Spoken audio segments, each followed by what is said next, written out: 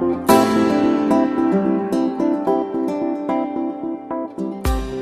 parte final de estas lecciones se ha enfocado en el discipulado. Hay una relación con la mentoría ahora o el coaching. Eso ustedes pueden alimentarlo muy bien tomando algunos cursos de coaching, pero básicamente es la comunicación de las verdades eternas del Evangelio para que el discípulo pueda desarrollarse con esas, con sus propias habilidades personales, con su propia perspectiva de vida y con su propio llamado. Por eso esto es fundamental. Hay tres razones que nos plantea 1 de Juan capítulo 2 verso 14 en la segunda parte del texto, que dice: os escribo vosotros jóvenes porque sois fuertes, porque la palabra de Dios permanece en vosotros, ¿no? Y habéis vencido al maligno. Tres razones. Primero, los jóvenes son fuertes. Por eso es que la mayoría de que trabajan con jóvenes no los puede tener sentados mucho tiempo. Los jóvenes tienen mucha vitalidad y tenemos que aprovechar esa energía y creatividad para que ellos puedan desarrollarse. Recuerden que los que somos de la generación antigua, ya que hemos pasado la barrera de los 40, tenemos diferentes contextos culturales, ¿no? Y también contextos sociales. Los jóvenes de ahora, la generación digital, ¿no? Los millennials, ¿no? Han crecido con otro tipo de experiencias. Nosotros tenemos que enriquecer con la sabiduría de Dios, pero al estilo de vida que ellos tienen. No me refiero al estilo de vida pecaminoso, sino a las experiencias propias de su entorno. Básicamente, entonces, son fuertes. ¿Qué más? Son bíblicos. La palabra de Dios permanece en vosotros y eso debemos resaltarlo mucho. Los jóvenes van a guardar la palabra. Nosotros tenemos que sellar el corazón con la palabra viva y poderosa del Señor. Les cuento una anécdota inicial que me gustó mucho trabajar con los jóvenes. Fue que hicimos aplicación mortal.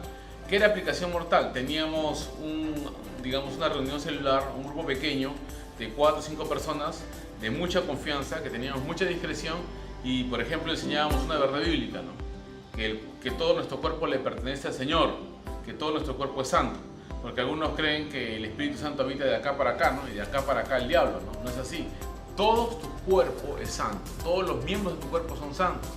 Y explicábamos el pasaje de que eres templo del Espíritu Santo, entonces no vas a presentar tus miembros al pecado. Así que en algunos casos, por molestar a algunos adolescentes varones, oraban por su mano, pues, ¿no? Tienen que ser su mano ser santa, ¿no es cierto? Todos los miembros de su cuerpo deben ser santos. Y eso ha logrado que los jóvenes permanezcan en la iglesia. Somos bíblicos entonces. Y habéis vencido al maligno. Muchos andan sufriendo porque el diablo los anda persiguiendo, ¿no? Eso tenemos que erradicarlo. Porque una vez que tenemos jóvenes fuertes, que usan la palabra de Dios, que la tienen en el corazón, automáticamente van a resistir los embates del enemigo. Habéis vencido al maligno, o sea, es un acto contundente. Eso tenemos que resaltarlo. Por eso es que el discipulado debe marcarse en este entorno con los jóvenes. Son fuertes, todo el mundo quiere marcar eso, son bíblicos y finalmente vencedores. Bajo esta perspectiva de crecimiento, el discipulado empieza lógicamente con la evangelización. El primer paso del contacto con la gente es evangelizarlos. El segundo paso es la etapa de la edificación, donde nutrimos su alma con las verdades eternas. El tercer paso es la diaconía, porque empezamos directamente a fortalecer su servicio en la iglesia. Recuerden, la mayoría de discípulos que se establecen en la iglesia y colaboran en cosas pequeñas, dicen, no voy a la iglesia, dicen, voy a mi iglesia. Comienzan a identificarse con la iglesia. Por eso es fundamental abrir un espacio para el servicio. Algunos solamente esperan que enseñen o prediquen. No, esos son los espacios secundarios. No tengo el graffiti, pero yo tengo un grupo de hijos de diáconos que, como se sabían todas las historias de la iglesia, todas las historias de la Biblia, se sentaban al fondo, ¿no? Ya no había, entre comillas, ninguna sorpresa que darles. Pero en este discipulado yo descubrí que ellos hacían grafitis y usé su talento. Tengo una foto cuando pinté en el frontis de la iglesia de graffiti, increíble el graffiti que hicieron, y la mayoría de jóvenes que trabajaron ahí son líderes ahora. Ya han pasado como 15 años, algunos están casados todavía, pero todos fueron líderes de la iglesia porque descubrieron que su talento podía servir al Señor. Igualito, cuando tú los pones a servir en cosas sencillas, van enganchándose en la iglesia. Ustedes tienen que abrir ese espacio. Luego de la diaconía y el servicio empieza el liderazgo. Una vez que los jóvenes comprenden que su servicio es útil y que desarrollan capacidades, tú tienes que distinguir quiénes tienen las habilidades para liderar. Enfócate en ellos, porque ellos son los que te van a mover un mayor número de jóvenes y adolescentes. En mi trabajo llegué a tener 70 líderes de jóvenes trabajando conmigo. Llegamos a casi 420 jóvenes en la iglesia. Ya te imaginas el grupo humano que teníamos y los recursos que habían y las habilidades que había. Utilizamos todas las capacidades de la gente. Hasta había uno que trabajaba en carpintería metálica. Él me hizo la estructura para el escenario, ¿no? Para colocar las luces, los tachos, el cambio de luces en el ambiente. Fue interesantísimo aprovechar todos los talentos que había en la iglesia. Uno que había estudiado producción también nos acompañó, director de teatro, algunos que habían estudiado finanzas para manejar recursos. Todos los talentos se sumaron a la tarea porque formamos liderazgo. El liderazgo es fundamental. ¿Y qué hace? El liderazgo levanta a nuevos jóvenes. Como nosotros, por ejemplo, nos dedicamos a 4 o 5, ellos se dedican a 5 o 6. Así se hace una red, una cadena de crecimiento. Liderazgo es fundamental. Luego de esto pasa el apostolado, ¿no? Cuando algunos encuentran su deseo de servir al Señor y de crecer. Muchos de los líderes que trabajan conmigo ahora han pasado a ser líderes, han pasado a ser pastores, líderes de ministerio, líderes de, digamos, de cuerpos de la iglesia, ¿no? Entonces nos entendemos porque hemos crecido juntos y tienen la perspectiva de seguir creciendo. Su vida se convierte en un desarrollo progresivo del crecimiento de Dios en la iglesia. Y no solamente eso, integran a sus esposas, integran a sus hijos, porque esa es la parte del liderazgo. El liderazgo no solo descubre el potencial, las habilidades, sino también descubre el poder de Dios para actuar a través de ellos, y eso es interesante. Por eso es importante el enfoque del apostolado. Abrimos puertas para que otros alcancen todo lo que Dios tiene que hacer en la iglesia, todo lo que Dios tiene. Y de repente nos supera en algunas áreas, ¿no? Yo he dejado espacios para que otros lideren adolescentes, para que otros lideren jóvenes, he creado espacios para que otros lideren matrimonio. ¿Y qué se genera? Que crezcan, que sus habilidades se potencien y que ellos sepan que cuando uno no esté, no dependen de uno, dependen de Dios y ellos pueden tomar el lugar. Por eso es importante el trabajo de apostolado, de abrir nuevos campos para el crecimiento. Quiero señalar cuáles son las identificaciones que podemos manejar para un discípulo. Esto está en Filipenses capítulo 2, del verso 19 al 23, y van a dar algunas cualidades. Pablo da algunas cualidades directas, ¿no? Habla de Timoteo, que lo iba a enviar a supervisar a la iglesia de Filipos y les iba a contar todo lo que iba a pasar con él. Y he sacado 3 características fundamentales de este pasaje, ¿no? Que tiene el mismo ánimo, ¿no? Eso lo dice Pablo directamente, tiene el mismo ánimo por vosotros. O sea que para que el discipulado crezca y se desarrolle, tú tienes que desarrollar en el discípulo el mismo ánimo, el mismo amor por la obra, el mismo deseo de hacer las cosas bien para el Señor, ¿no? El espíritu de excelencia. Segundo, se interesa por las personas, que tan sinceramente se interesen por vosotros, le dice Pablo. O sea, un discípulo no debe interesarte en las cosas materiales, porque las cosas materiales se deterioran y desaparecen. Como el celular, ¿no? Tienes un celular hoy, estaba feliz con tu iPhone 6S y después salió el 7, ahora estás en el 10, ya tu iPhone no sirve, no estás lamentándolo, pero con las personas no pasa lo mismo. Con las personas puedes enriquecer la vida hasta que mueras. Lo bueno, no pasamos de moda, y para que no pases de moda puede envejecer el cuerpo, pero aquí el hombre interior nunca debe envejecer, debe seguir creciendo hasta la muerte, ¿no? Ese es el desafío. Así que, ¿qué dice Pablo? Se interesa por las personas y tan sinceramente se interesa por las cosas del Señor. Aquí podríamos ahora recapitular, ¿no? Primero es el Señor, aunque Pablo lo pone al final, se interesa por las cosas del Señor. Luego por las personas, finalmente se interesa, tiene el mismo ánimo que el líder.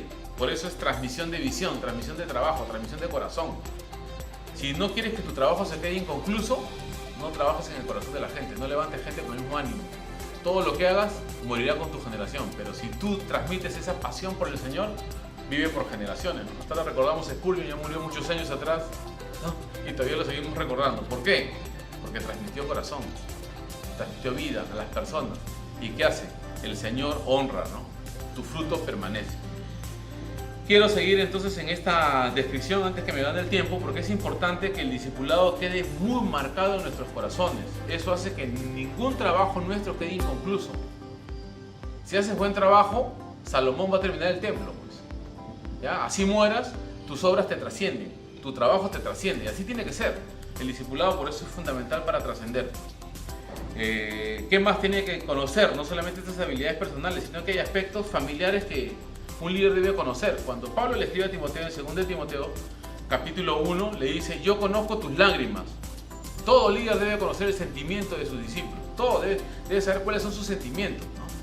Así como Pablo conocía que Tito era un tipo rudo y Timoteo era un tipo más tierno, más delicado, más sensible, sin embargo, Pablo supo utilizar a cada uno en su respectivo orden, ¿no?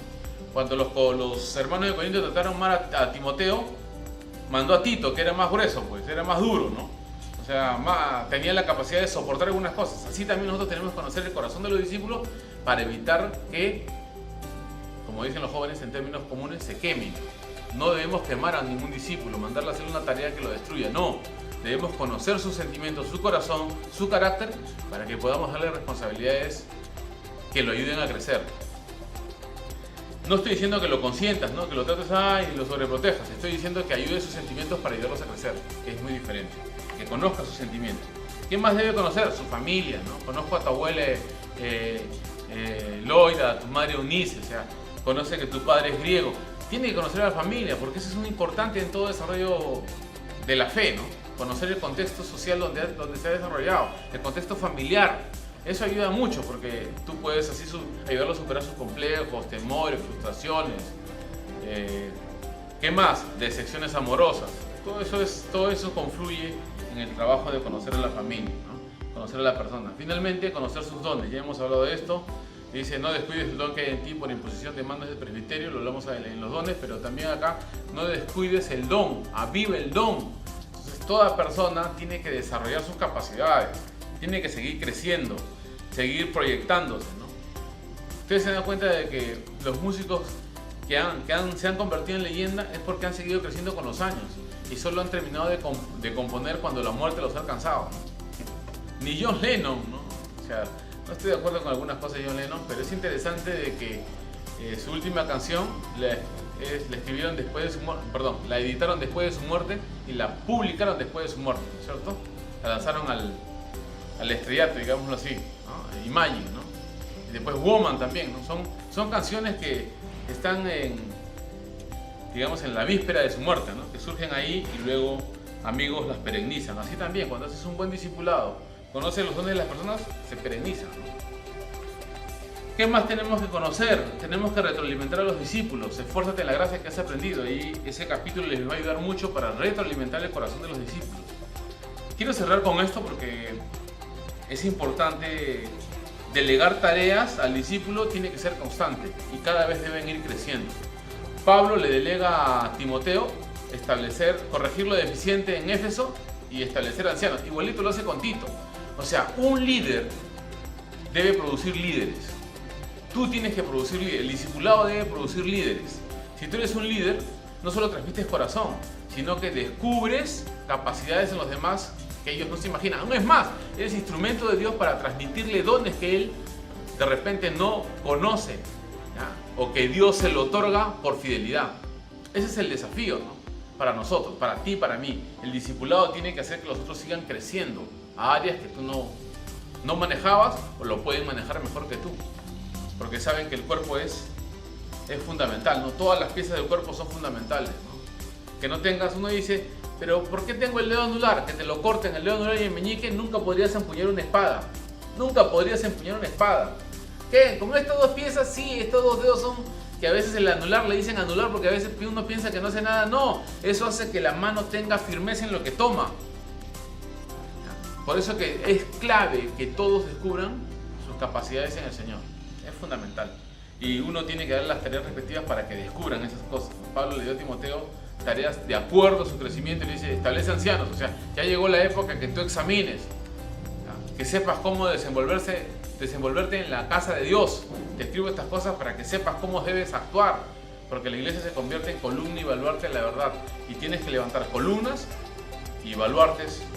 Indudablemente son bastiones inexpugnables por el enemigo, ¿no? O sea, hay gente que va a mantener la obra, ¿no? Para evitar que la iglesia, después de un movimiento, se convierta en un mausoleo, ¿no?